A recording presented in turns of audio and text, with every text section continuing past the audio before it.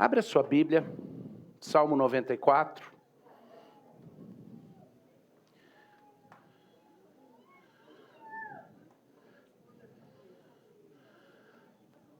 Nós lemos no livro de Eclesiastes, no capítulo 3, não precisa abrir lá, que eu vou ler para vocês, que há tempo para tudo. Tudo tem seu tempo determinado e há tempo para todo o propósito debaixo do céu.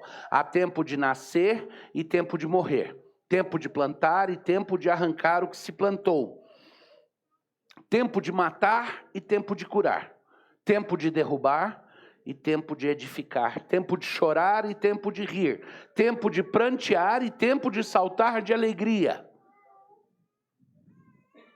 Tempo de espalhar pedras e tempo de ajuntar pedras. Tempo de abraçar e tempo de afastar-se de abraçar. Tempo de buscar e tempo de perder. Tempo de guardar e tempo de deitar fora. Tempo de rasgar e tempo de coser. Tempo de estar calado e tempo de falar. Tempo de amor e tempo de aborrecer. Tempo de guerra e tempo de paz. Há tempo para ira. Há tempo de irar-se.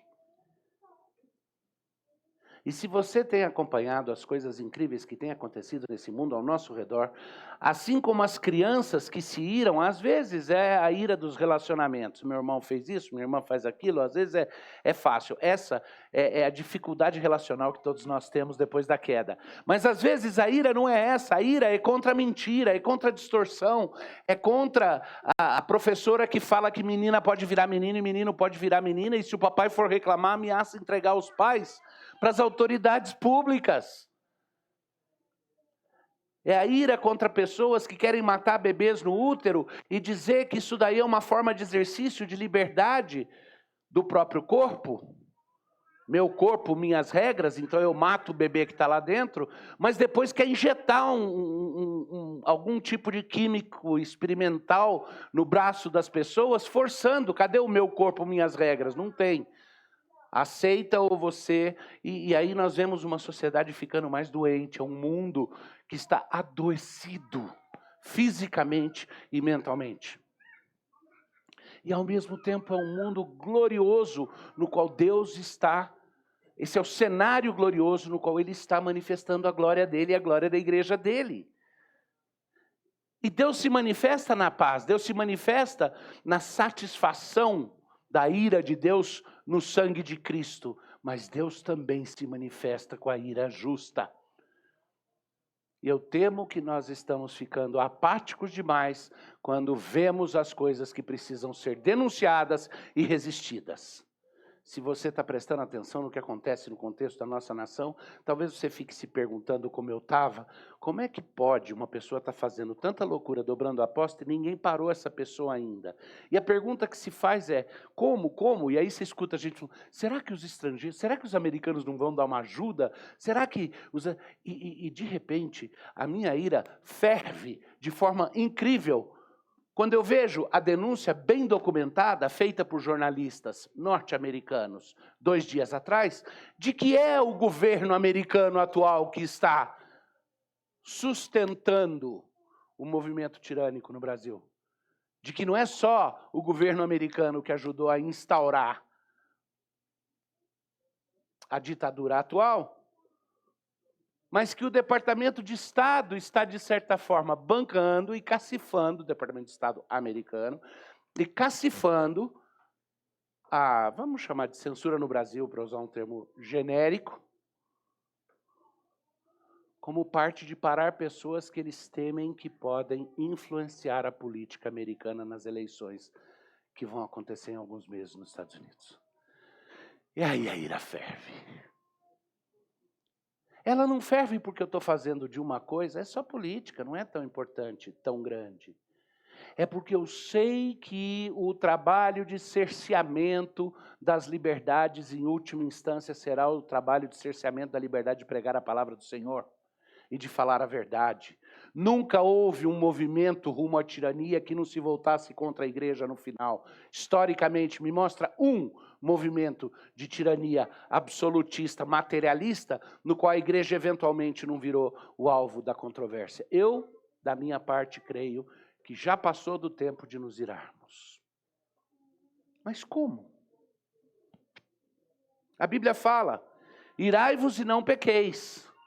No Salmo 4:4 é um pouco mais específico do que em Tiago. Escute só como que diz no Salmo 4:4.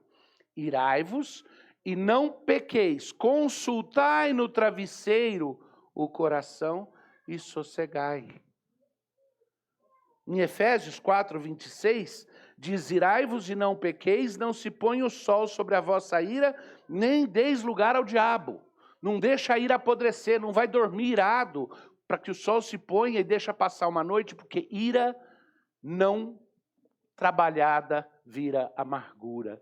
O que é ira não trabalhada? Como que eu faço para direcionar a minha ira? Direciona a sua ira, a verdadeira causa do problema. A professora que tenta convencer seus filhos que 2 mais 2 é igual a 5, deveria ser o objeto da sua ira? A sua ira final não é contra ela, é contra a mentira e o pai da mentira. Então você não vai achar que se você partir para cima dessa professora e esmagar essa professora, você resolveu o problema. Agora, a sua ira tem que ser direcionada corretamente. Vai lá, conversa com a professora e diz, se você continuar ensinando mentiras, eu vou fazer o que tiver na minha mão para tentar tirar você da frente dessa sala de aula. E vai, conversa com quem for, faz o que... E no final das contas não conseguiu nada, tira suas crianças dali. Não deixa suas crianças debaixo de uma mentirosa. Mas a ira precisa ser direcionada ao lugar certo. Imagina que o Chico chega na casa dele, a Denise vira e fala, precisa consertar aquela porta, o parafuso está solto na dobradinha, está fazendo barulho e não fecha direito.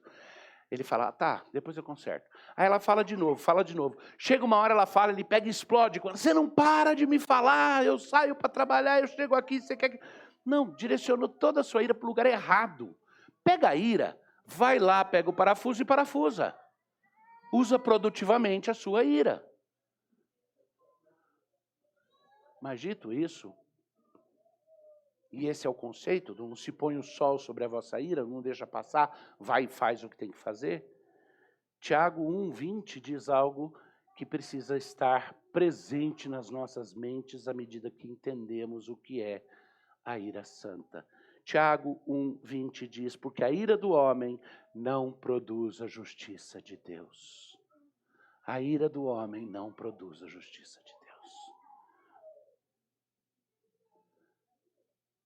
Aí está fazendo uma distinção. Está falando que existe uma ira que não é a ira do homem, é a ira de Deus, a ira justificada, a justiça de Deus. E existe uma ira que é mera ira humana. Como fazer essa diferença? Eu proponho para vocês que a ira do homem que ele se refere aí é a ira meramente humana. É olhar para uma situação apenas como ser humano e deixar que a minha ira consumidora me ponha na posição de Deus, de juiz, de executor, de julgador das coisas. A ira que a Bíblia diz que é apropriada é a ira segundo Deus. E a ira segundo Deus é aquela, por exemplo, de Davi que dizia, eu odeio os inimigos de Deus. Só que ele não achava que todos os inimigos dele eram os inimigos de Deus. Ele fazia uma diferença. Ele dizia que todo inimigo de Deus é inimigo dele. Mas não é só porque alguém de alguma forma é inimigo dele que automaticamente é inimigo de Deus. Deus é o arquétipo, ele é o parâmetro, ele é quem estabelece. No entanto, no Salmo 94, 1-7, tem algumas lições muito preciosas nesse sentido. Salmo 94, eu vou ler a partir do versículo 1. Ó Senhor, Deus das vinganças, resplandece. E eu confesso que no nosso mundo moderno, onde ser bonzinho parece ser o objetivo de todas as coisas, já é estranho falar, ó Deus das vinganças. Não é o que os críticos falam? Imagina, a Bíblia é um livro cheio, no Velho Testamento é uma coisa horrível, cheia de sangue, de vingança. O Deus do Velho Testamento não é o Deus do Novo Testamento. Jesus é só paz e amor, perdoa tudo, não tem... Mas não tem, se você acredita que é a palavra de Deus, Antigo e Novo Testamento, o mesmo Deus se revelando, no Antigo revelando a necessidade do Messias e no Novo revelando quem é o Messias, então eu não posso ler um salmo da Bíblia e de certa forma descontar dizendo, não me diz respeito sim, o salmista começa, ó Senhor, Deus das vinganças, resplandece, exalta-te, ó juiz da terra, e dá paga aos soberbos. Até quando, Senhor, os perversos? Até quando exultarão os perversos? Proferem impiedades e falam coisas duras. Vangloriam-se os que praticam a iniquidade. Esmagam o teu povo, Senhor, e oprimem a tua herança. Matam a viúva e o estrangeiro e aos órfãos assassinam. É assim que ele começa. O que eu li foi versos 1 a 7. É tempo de irar-se, Davi está muito irado, e graças a Deus ele vai para o lugar certo para satisfazer a ira dele. Em vez dele sair num frenesi de ira para atacar pessoas, ou machucar a si mesmo, arrancar os próprios cabelos de raiva, ficar todo vermelho de raiva, ele manifesta essa ira indo a Deus e dizendo: Senhor, faz a tua justiça. Senhor, olha para esses homens, são teus inimigos, estão te fazendo mal, estão oprimindo o teu povo amado. Estão maltratando as viúvas, os estrangeiros e os pobres. Senhor, olha para isso. Deus das vinganças, vinga, Senhor, a crueldade que está sendo cometida. Mas ele vai pedir isso a Deus. E tem duas implicações no ato de que ele pede a Deus. Primeiro, a certeza de que só Deus pode fazer. Em segundo lugar, a confiança de que é apropriado que ele faça essa interlocução com Deus. Que Deus está disposto a ouvir um pedido para que ele faça isso. Tem coisas que o Henrique pode te pedir, Rinaldo. Tem coisas que ele teria vergonha de te pedir. Ele pode te pedir algumas coisas, outras ele pode pedir com um pouco de vergonha, mas ele nunca iria chegar para você e falar: pai, me dá uma arma para eu ir matar alguém. Olhem, nunca. A não ser que fosse tal situação onde esse pedido fosse justificado, para Davi virar para Deus e falar: Deus das vinganças manifesta, é porque criou-se ali uma situação onde ele pode de cara lavada dizer isso diante de Deus, mas ele está dizendo diante de Deus, diante do lugar certo.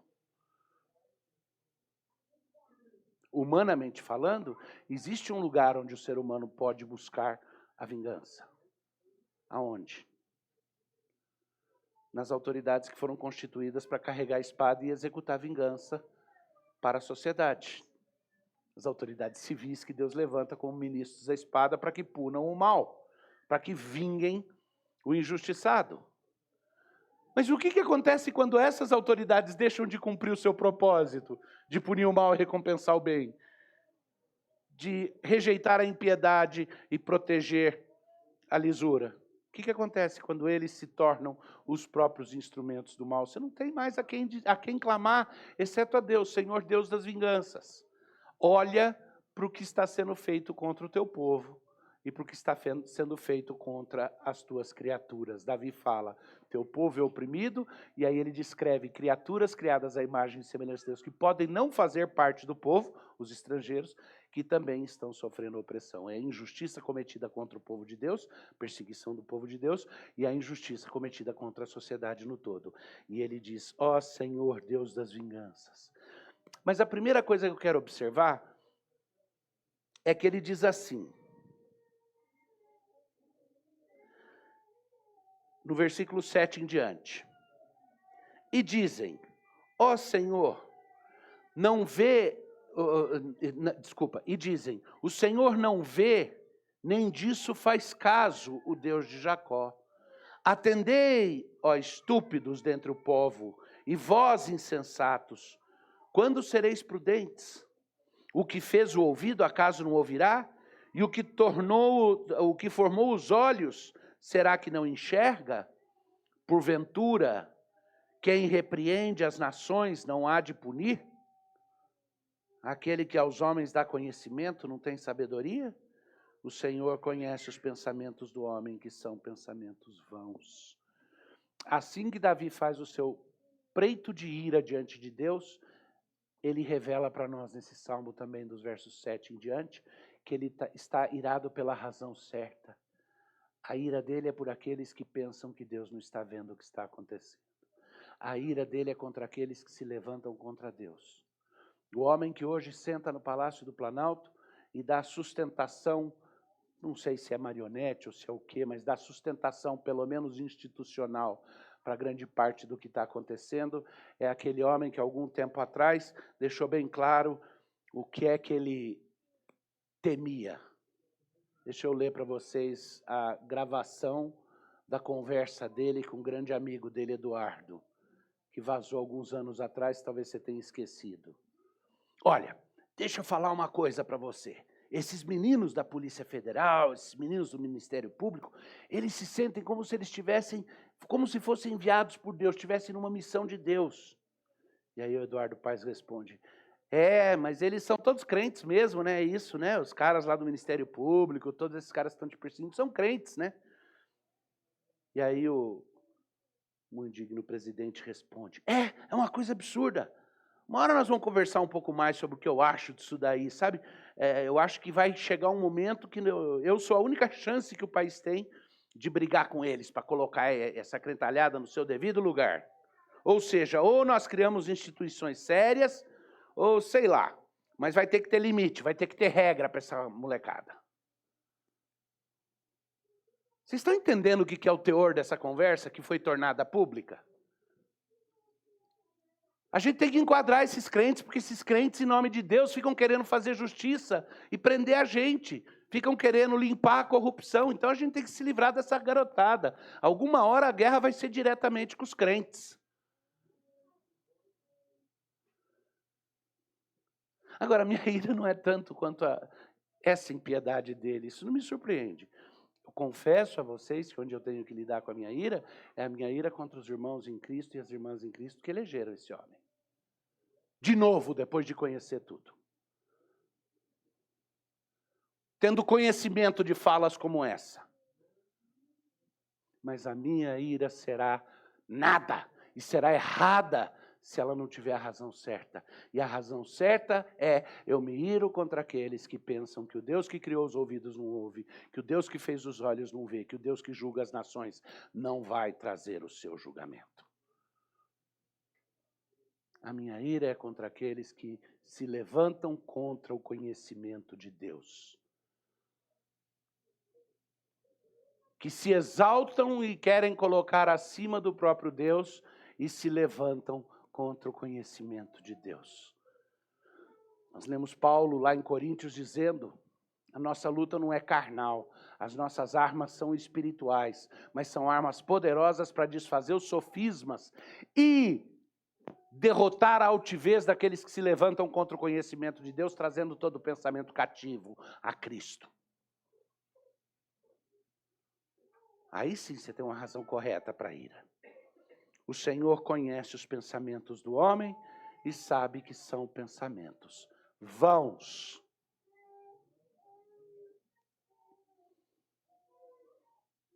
Mas o salmista vai continuar a partir do versículo 12, dando para a gente uma certa noção do que é irar sem pecar.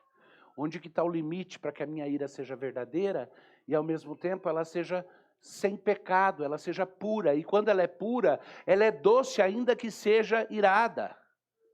Porque ela confia no Deus que executa todos os seus planos. E os planos de Deus não são só justos e verdadeiros, são bons e agradáveis. Então, em última instância, pela fé, eu creio que o exercício da ira de Deus é uma coisa boa e não ruim. O salmista continua dizendo assim, bem-aventurado, feliz, sortudo, bem-aventurado o homem, Senhor, a quem tu repreendes e a quem ensinas a tua lei. Eu quero ser uma pessoa repreendida por Deus e que aprende de Deus, porque eu quero ser bem-aventurado. No 13 ele fala para quê? Qual é o propósito? Por que é que Deus repreende? Para lhe dares descanso dos dias maus até que se abra a cova para o ímpio. Bem-aventurado aquele que Deus chama no canto e diz, quieta o coração e confia que eu estou vendo. Entrega nas minhas mãos que eu farei a vingança, porque essa pessoa descansa em paz. A ira dela se realiza e é direcionada no lugar certo, então ela descansa em paz quando confia na promessa do Senhor, de que Ele é que prepara a cova para o ímpio. de que não somos nós que vamos tomar nas próprias mãos fazer a justiça que pertence somente a Deus, a justiça da vingança. Versículo 14, pois o Senhor não há de rejeitar o seu povo, nem desamparar a sua herança, mas o juízo se converterá em justiça, e segui-la-ão todos os de coração reto. Quem se levantará a meu favor contra os perversos? Quem estará comigo contra os que praticam a iniquidade? Interessante que o salmista está falando do conforto de descansar, do fato de que Deus é o Deus das vinganças, de que Deus é o Deus da justiça. Ele está falando na ira que encontra sua realização quando ela se torna num depósito de confiança de que o próprio Deus vai fazer o que precisa. Estaria completo se o salmista tivesse parado ali, mas o Espírito Santo não desejou que fosse assim. Antes, ele continua. No versículo 17 ele diz, se não fora o auxílio do Senhor, já minha alma estaria na região do silêncio. Se não fosse a mão forte de Deus, eu já estaria no inferno, eu já estaria na cova. Se não fosse a mão forte do Senhor, não haveria para mim consolo. Versículo 17 é lindo, se não fora o auxílio do Senhor, já minha alma estaria na região do silêncio. E aí ele diz, quando eu digo, resvala-me o pé, a tua benignidade, Senhor, me sustém. Nos muitos cuidados que dentro de mim se multiplicam, as tuas consolações me alegram a alma. Esse é o ato de confiança. Esse é o ato de pessoas que dizem, pode haver uma tempestade horrível ao meu redor, mas Jesus está dentro do barco. Até às vezes eu fico meio bravinho porque acho que ele está dormindo dentro do barco. Mas o Deus que ouve a tudo e vê a tudo, certamente vê a tempestade.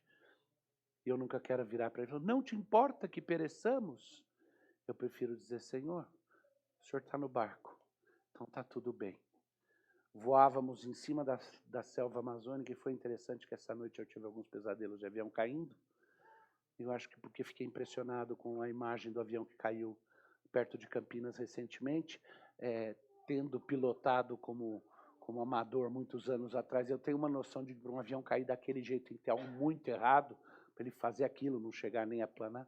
E eu fiquei impressionado, então no sonho dessa noite, eu sonhei com vários aviões caindo, inclusive aviões que eu estava dentro. E repetidas vezes, repetidos aviões caindo, teco-teco, avião grande, tudo. E o desespero de tentar aterrissar o avião, num dos casos. Por causa disso me vem à cabeça uma experiência curiosa. Estávamos em cima da floresta amazônica, num avião Cessna 147, um aviãozinho pequenininho de 4 pessoas. Estava meu pai, o piloto missionário da Asas de Socorro, minha mãe, eu e minha irmãzinha de colo no braço da minha mãe. E o avião voava e foi atravessar uma nuvem, pegou uma tempestade feia, e o avião fazia assim, assim, assim, assim, assim, jogado de um lado para outro. E eu, com 4, 5 aninhos de idade, falava, yipi, urra! Mamãe desmaiou, estava branca, desmaiou. O piloto estava sorrindo. Então meu pai ficou tranquilo. Quando aterrissou, meu pai falou para o piloto, eu percebi que você estava sorrindo. Eu falei, ele já passou por isso antes. Ele falou, não, é meu tique nervoso quando eu estou com medo da morte. Aí foi meu pai que queria desarmar, né?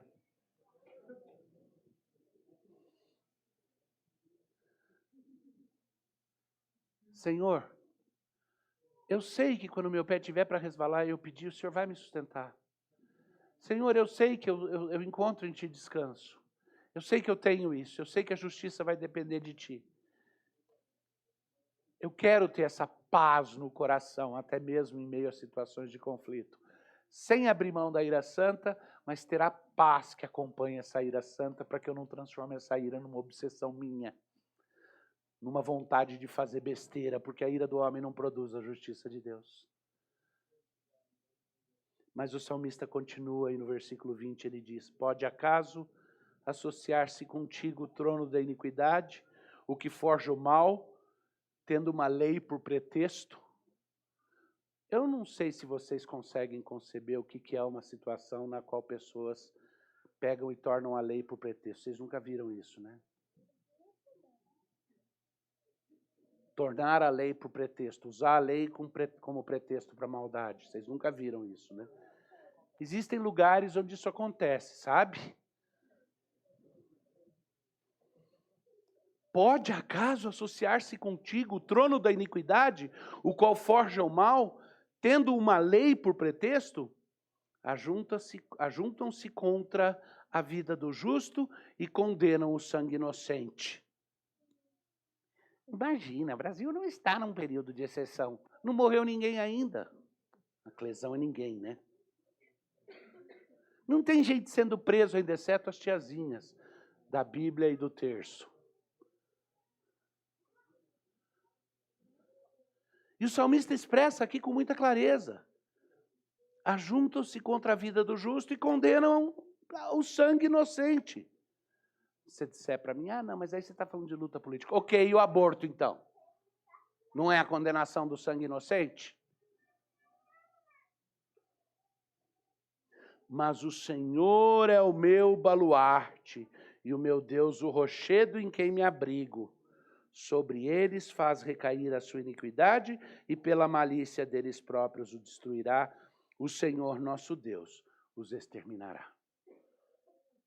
Esse é o descanso, essa é a razão pela qual Davi pôde descansar mesmo em meio àquelas situações que ele vivia. E esse é o descanso que Deus nos oferece, para que a nossa ira seja ira santa, mesmo no tempo de irar-se, mas não nos leve ao pecado e nem nos faça pensar que nós vamos produzir a justiça de Deus mediante a nossa ira. Mas Deus é o Deus em quem confiaremos, Ele é o vingador e nele descansamos. E Ele nos chama para continuar denunciando aquilo que é impiedade, para continuar clamando, mas clamando por Ele, clamando pela justiça dEle, confiando que Ele é aquele, e aí o salmista termina aqui dizendo, Ele é o nosso rochedo e o nosso abrigo. Quanto a mim, eu estou tudo tranquilo. E quanto aos outros, que eu gostaria de, no mínimo, ver presos, sobre eles faz recair a sua própria iniquidade e pela malícia deles próprios os destruirá.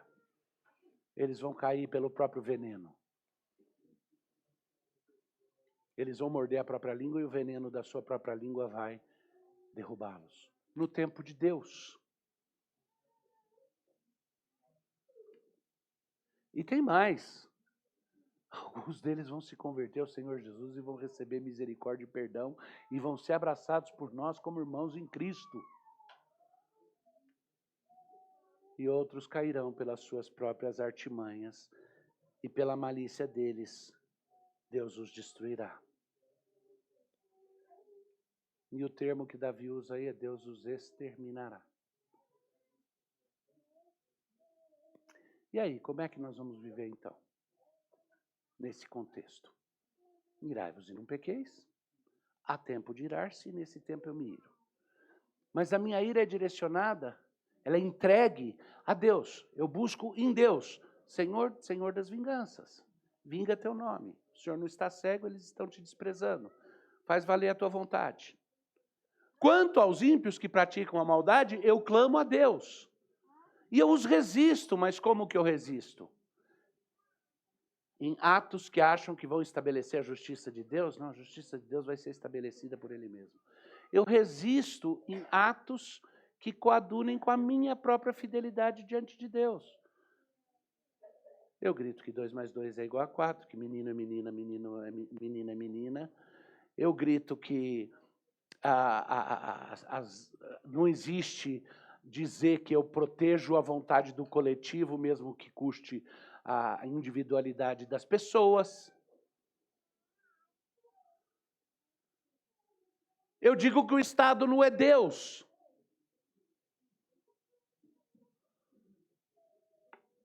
Mas eu descanso sabendo que Deus é o Deus das vinganças, que ela não cabe a mim. Que Ele é aquele que, no âmbito individual, protege meus passos e guia meus caminhos. E Ele é aquele que me dá força para resistir e lutar pelos direitos daqueles que estão sendo perseguidos, punidos e injustiçados. Os da casa de Deus e os de fora.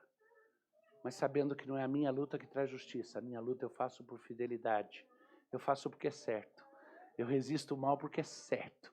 A minha preocupação não é pragmática. Porque o final do jogo, eu quero que você pense muito no que eu vou falar agora. O final do jogo nós já conhecemos. O resultado final do jogo já é garantido. Nós sabemos quem vence no final, nós sabemos a bandeira que vai ser arvorada, e quando as muitas águas quiserem nos afogar, o Senhor vai alvorar a sua bandeira, o seu estandarte. E nós descansamos nisso. E nos preparamos para a luta, sabendo discernir os tempos. Escuta de novo a leitura de Eclesiastes capítulo 3. Tudo tem o seu tempo determinado. Há tempo para todo propósito debaixo do céu. Há tempo de nascer e tempo de morrer. Tempo de plantar e tempo de arrancar o que se plantou. Tempo de matar e tempo de curar. Tempo de derribar e tempo de edificar. Tempo de chorar e tempo de rir. Tempo de prantear e tempo de saltar de alegria. Tempo de espalhar pedras e tempo de ajuntar pedras. Tempo de abraçar e tempo de afastar-se de abraçar. Tempo de buscar e tempo de perder. Tempo de guardar e tempo de deitar fora. Tempo de rasgar e tempo de coser. Tempo de estar calado e tempo de falar. Tempo de amar e tempo de aborrecer. Tempo de guerra e tempo de paz. Que o Senhor Deus nos abençoe grandemente nesse tempo.